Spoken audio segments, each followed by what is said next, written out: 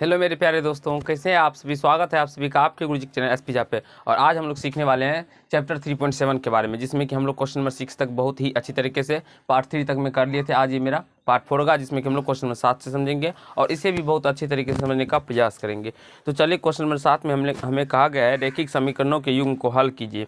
देखिए, इस टाइप के प्रश्न को हम लोग कैसे हल कर सकते हैं, नहीं कर सकते। देखिए, विलोपन विधि से भी हल कर सकते हैं, प्रतिस्थापन विधि से भी हल कर सकते हैं।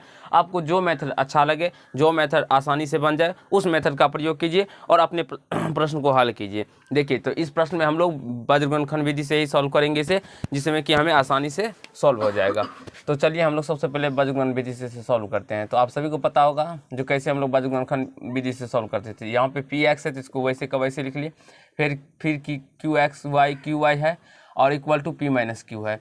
अब हम क्या करते हैं, ये प्रश्न में दिया गया तो इसको हम इस प्रकार से लिखते हैं, p x plus q y इधर इसको इस साइड लेके आएंगे तो ये प्लस में पी है, इधर पे माइनस में पी और माइनस में क्यू है तो इधर पे प्लस में क्यू हो जाएगा। अब यहाँ से इसको क्या करेंगे हम लोग तो इक्वल टू 0 कर देंगे, क्योंकि ये सारे टर्म इधर लेके आ गए तो इक्वल टू 0 हो जाएगा। तो यहाँ से फर्स्ट समीकरण ये हो गया। अब इसको सेकेंड को देखिए तो q x minus p y equal to क्या दिया गया है, यहाँ पे पी प्लस क्यू दिया गया है। अब यहाँ से अगर बात करें तो सॉरी, यहाँ पे कोष्ट नहीं होगा, q x minus p y, इसको इस साइड लेके आएंगे तो ये माइनस पी और माइनस क्यू इक्वल टू 0 हो जाएगा। इसे हम लोग सेकेंड समीकरण कर लेंगे। आप सभी को पता होगा जो वज्र गुणनखंड विधि से हम लोग जब निकालते हैं तो उसका क्या फॉर्मूला होता है, नहीं होता। मैंने आप लोग को पीछे के पार्ट में बहुत ही अच्छी तरीके से बता दी है। अगर आप लोग नहीं देखें तो इसको देखिए और समझने का प्रयास कीजिए। अब यहाँ से अगर हम x1 का बात करें तो x1 ये हो जाएगा पी, x2 का बात करें तो x2 हो जाएगा क्यू, और सॉरी x1 x2 नहीं, ए का बात करें पी, बी का बात करें क्यू और सी का A1 B1 और C1 का बात करें तो ये माइनस पी प्लस क्यू हो जाएगा, माइनस पी प्लस क्यू हो जाएगा। आप सभी को मैंने बताया है, आप लोग देख सकते हैं पीछे के पार्ट में। आप सभी को पता होगा जो दो चर वाले रैखिक समीकरण का जो रूप होता है a x plus b y plus c equal to 0 होता है। ये हमारा उसका सामान्य रूप होता है a x plus b Y. तो यहाँ एक्स का कोफिशिएंट ए हो जाएगा, वाई का कोफिशिएंट बी हो जाएगा और जो शेष बच जाता है वो सी का कोफिशिएंट हो जाता है, तो यानी सी हो जाता है। तो यहाँ से आप लोगों को समझने में कहीं कोई दिक्कत नहीं हुआ होगा। अब यहाँ से A2 का बात करें तो A2 देखिए यहाँ पे Q है, सेकंड समीकरण का बात करते हैं। B2 का बात करेंगे तो ये माइनस पी है, एवं C2 का बात करते हैं C2 का बात करेंगे तो ये माइनस पी एवं माइनस पी और माइनस पी माइनस क्यू है। तो आई होप आप सभी को इतना तक समझ में आ गया होगा और कहीं कोई दिक्कत नहीं हुआ होगा। अब हम इसको क्या करेंगे तो वज्र गुणनखंड विधि से सॉल्व करेंगे। तो चलिए हम लोग वज्र गुणन विधि से सॉल्व करते हैं इसे। वज्र गुणन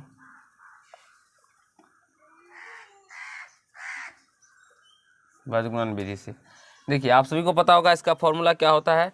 तो x by b1 c2 minus b2 c1 equal to y by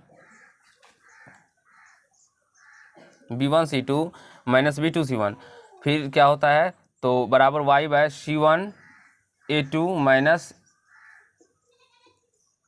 c1 a2 minus c2 a1 equal to 1 by a1 b2 minus a2 b1। ये वज्र गुणन विधि का फॉर्मूला होता है और इसे आपको याद करना होगा। इसे आप लोग क्या कीजिए, 2 बार 4 बार 5 बार प्रैक्टिस कर लेते हैं तो आप लोग को समझ में आ जाएगा और फिर कहीं से कोई दिक्कत नहीं होगा। ठीक है मेरे प्यारे दोस्तों।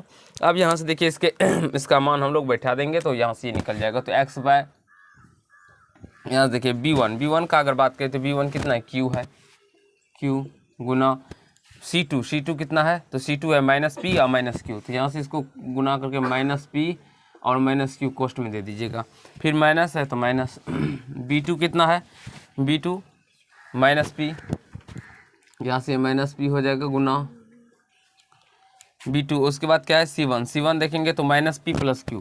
तो c1 है माइनस पी या plus q equal to y by c1 a2। c1 क्या है, यहाँ देखिए माइनस पी या प्लस क्यू, तो c1 है माइनस पी प्लस क्यू, इसको क्वेश्चन में ले लीजिए गुना C1 A2 यहाँ पे है ना बाबू, यहाँ पे A2 देखिए कहाँ पे है, A2 यहाँ पे है Q, A2 हो जाएगा Q, फिर माइनस C2 A1, C2 क्या है यहाँ पे, तो minus P minus Q अगुना A1 C2 A1 क्या है P equal to 1 by A1 B2 A1 कहाँ पे, यहाँ पे B P और B2 क्या है मेरे प्यारे दोस्तों, minus P minus A2 Q और B1 भी Q ही है। आई होप मेरे प्यारे दोस्तों ये हमने कुछ भी नहीं किया है, बस जो इतना ये A1 B1 C1 था उसका मान रख दिए और समझ में आ गया होगा आप लोगों को। इतना तक देख लीजिए, इसको मिला लीजिए सूत्र को। अब यहाँ से देखिए आगे का प्रोसेस हम लोग सॉल्व करते हैं। फिर इसको जब हम लोग गुना करेंगे तो ये Q को और इससे गुना कर देते हैं, तो ये क्या हो जाएगा, यहाँ से ये हो जाएगा माइनस PQ और माइनस Q²। फिर इसको इस अब यहाँ से देखिए माइनस माइनस प्लस हो जाएगा प्लस, और इस P को जब इससे गुना करेंगे तो यहाँ से देखिए ये प्लस और माइनस माइनस फिर हो जाएगा, माइनस या माइनस रहने देंगे तो माइनस माइनस प्लस हो जाएगा। P को P से गुना करेंगे तो P² हो जाएगा। फिर यहाँ से देखिए अब यहाँ से माइनस और माइनस क्या हो जाएगा, माइनस प्लस, माइनस और माइनस प्लस हो जाएगा। यहाँ से P को Q से गुना कीजिएगा तो ये PQ हो जाएगा। आप लोग निकाल सकते हैं, जैसे कि हम यहाँ पे आपको करके समझाते हैं। माइनस P या प्लस Q है, इसको देखिए तो माइनस से गुना करेंगे तो ये P² हो जाएगा, फिर प्लस माइनस PQ हो जाएगा। लेकिन देखिए इसके पीछे भी एक माइनस लगा हुआ है, इस प्रकार से एक माइनस लगा हुआ है, तो जब इसको इस माइनस से गुना होगा तो ये माइनस P² और माइनस प्लस PQ हो जाएगा। वही हम लोग माइनस P² प्लस PQ लिखे। आई होप आप सभी को यहाँ तक समझ में आ गया होगा। अब चलिए हम लोग y वाले टर्म को सॉल्व करते हैं। इसको सॉल्व करेंगे तो इसको y बाय इसको गुना करेंगे तो ये माइनस PQ प्लस में Q² और माइनस यहाँ से देखिए इस P से गुना करेंगे तो ये माइनस P², लेकिन माइनस प्लस हो जाएगा तो प्लस P², फिर माइनस प्लस हो जाएगा। आप P को Q से गुना करेंगे तो प्लस PQ। इतना तक आप सभी ने कर लिया होगा, आप सभी को भी समझ में आया होगा। यहाँ पे देखिए ये माइनस में P² हो जाएगा और ये माइनस में Q² हो जाएगा।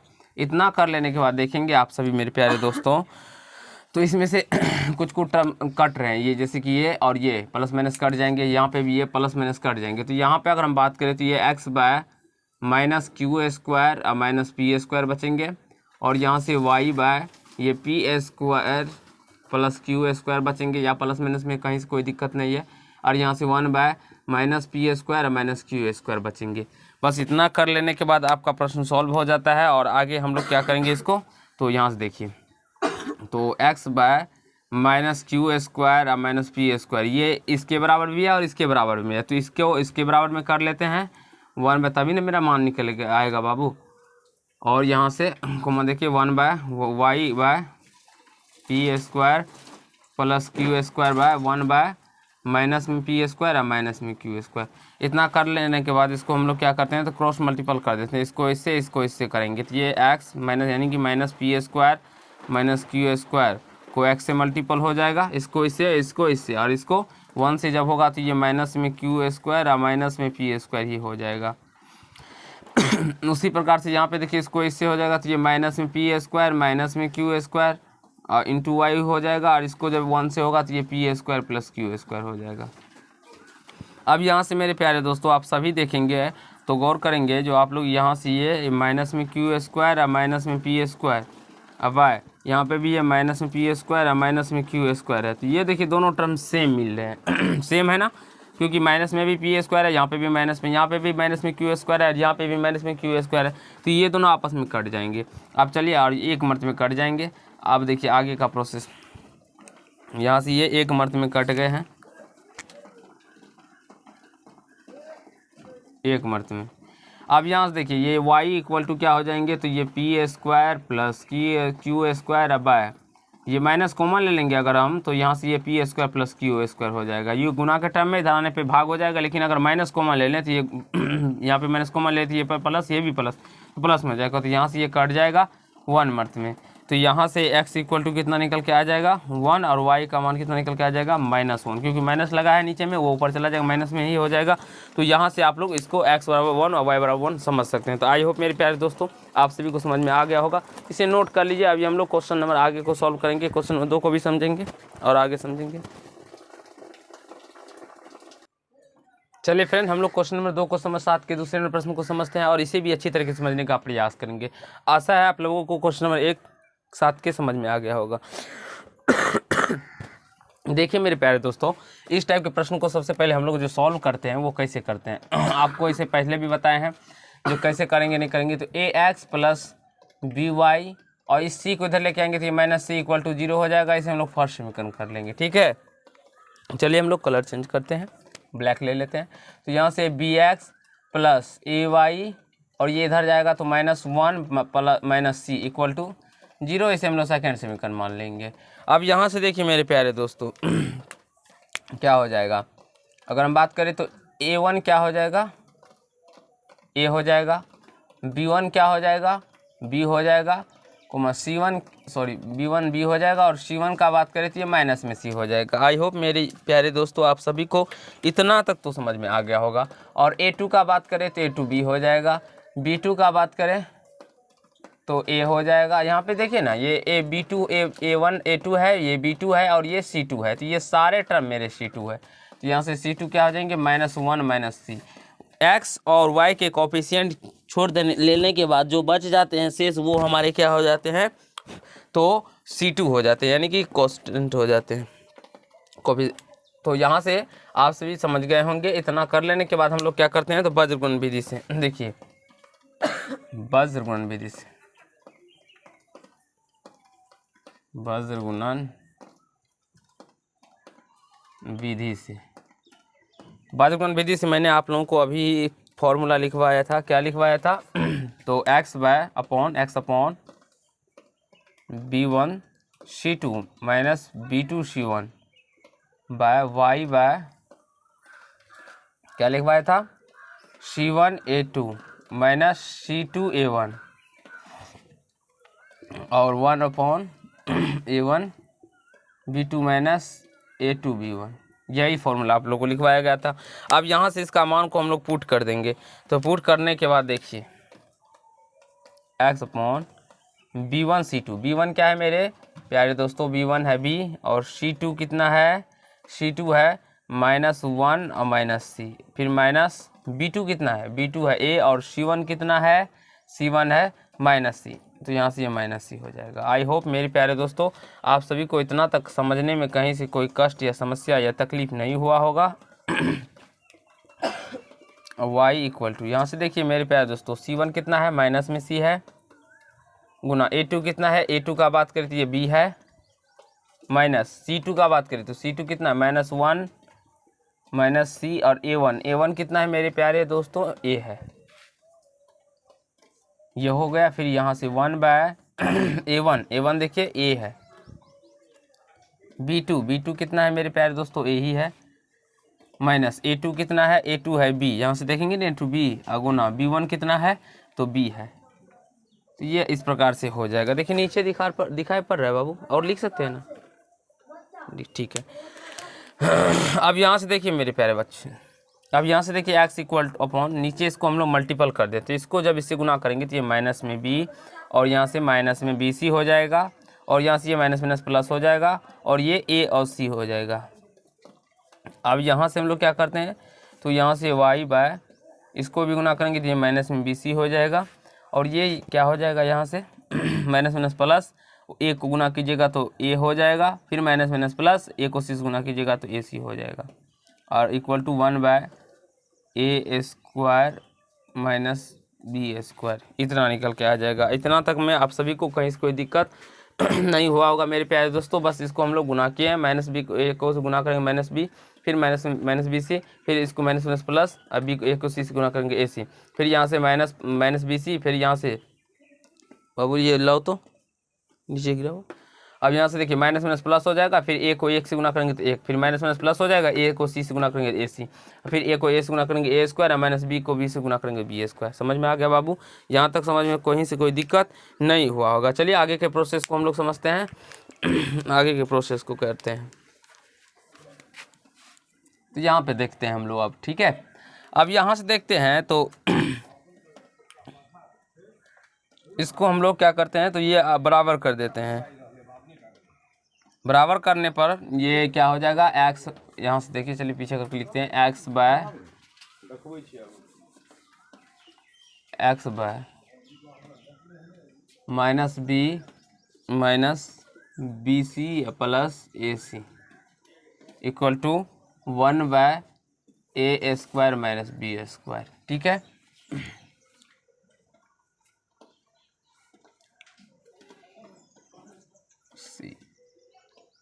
अब यहाँ से इसको फिर कॉमा देके y बाय